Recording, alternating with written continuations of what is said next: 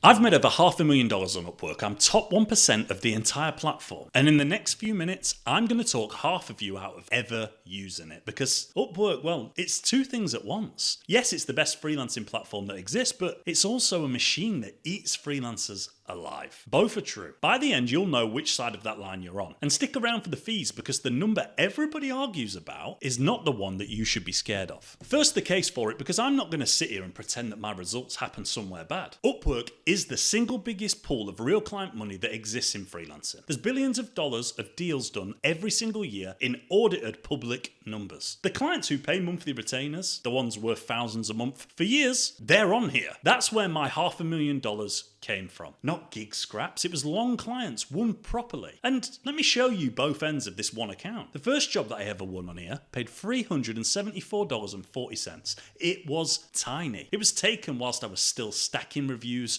and building the profile up. But the biggest client that this account has ever produced, an e-commerce business in the US, $111,000 from that one relationship. And well, that's the spread. $300 to six figures plus on the same profile. And here's the part that matters about this. The person who won the $300 job could not see the $100,000 client coming. You never can from the first rung of the ladder. So the ceiling's real. And before anyone asks, yes, Upwork is legit. Payments, they sit in escrow before you work. Hourly contracts are payment protected, and in 5 years, this platform has never failed to pay me. The scams people talk about aren't Upwork. They're bad clients on Upwork, and you'll spot most of them a mile away if you look properly. No payment verification, no spend history, job posts screaming in capital letters. Avoid them like the plague. And the platform itself is as safe as this industry gets. One more thing before the filter, because this is a 2026 review, not a 2022 one. Two things changed. AI flooded the platform. Every job now gets buried under robot proposals,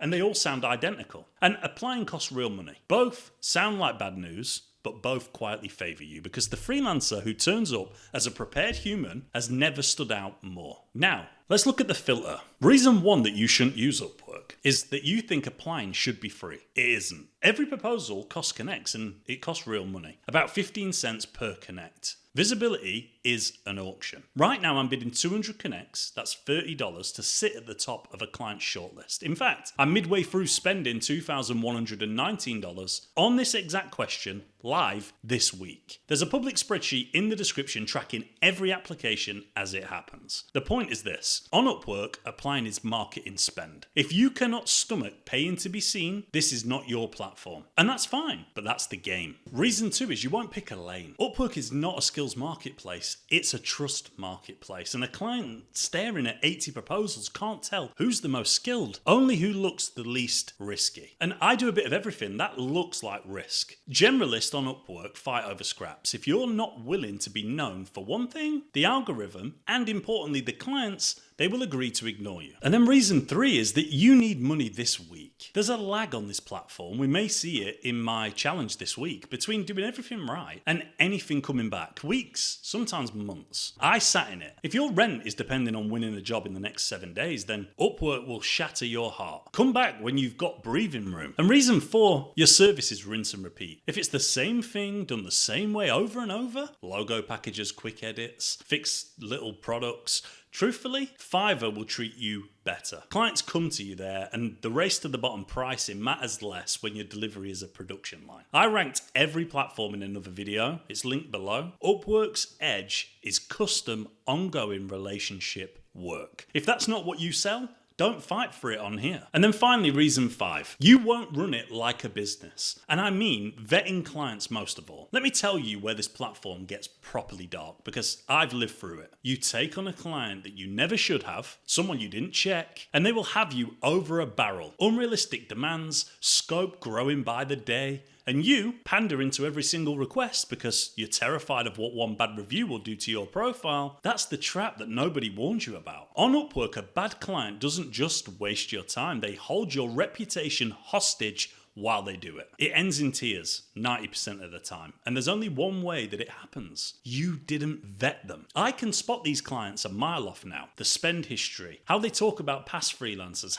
how they describe the work, but I learned the hard way. So, vet before you apply, protect your review score like it's your credit rating, close contracts properly. If Upwork is a lottery ticket to you, you will get lottery results. Now, count yourself. If 2 or more of these are you, close the tab, and I mean it. Go build on Fiverr or locally, or come back in 6 months. I just saved you a year and a pile of money. And that's a better review than 5 stars. But if none of that scared you, a lane, bit of patience, applying treated like marketing, then flip everything that I have just said. The paywall that filters out the casuals, that's less competition for you. The trust game that starves generalists, well, you're specializing anyway. The lag that breaks the desperate, you plan for it. Every single reason this platform eats people is a reason it pays the ones who fit. Which brings me to the money. Everybody argues about the 10-15% fee. That's the wrong number. 10% for a machine that puts billions of dollars of client demand in front of you is the single cheapest client acquisition that exists in freelancing. Go and try buying those leads with ads and watch what it really costs. The number that should scare you is the one that nobody says out loud. It's the cost of turning up half committed, paying for connects with no lane, applying for a month and then quitting inside of the lag. That's the expensive version of Upwork. The fee is not the problem. Half in, that's the problem. So is Upwork worth it in 2026? Well, if you counted 2 or more reasons back there, then no, a real no. And now you know why, which is more than most reviews will give you. If you counted none, it's not just worth it, it's the strongest ground a serious freelancer can stand on. And I'm so sure of that, I've put $2,000 of my own money on it this very week. That experiment is running right now. The spreadsheet's in the description. The results video is coming. Now hit the comments, tell me which half you're in or out. One comment. I read every single one, and if I think that you've called it wrong,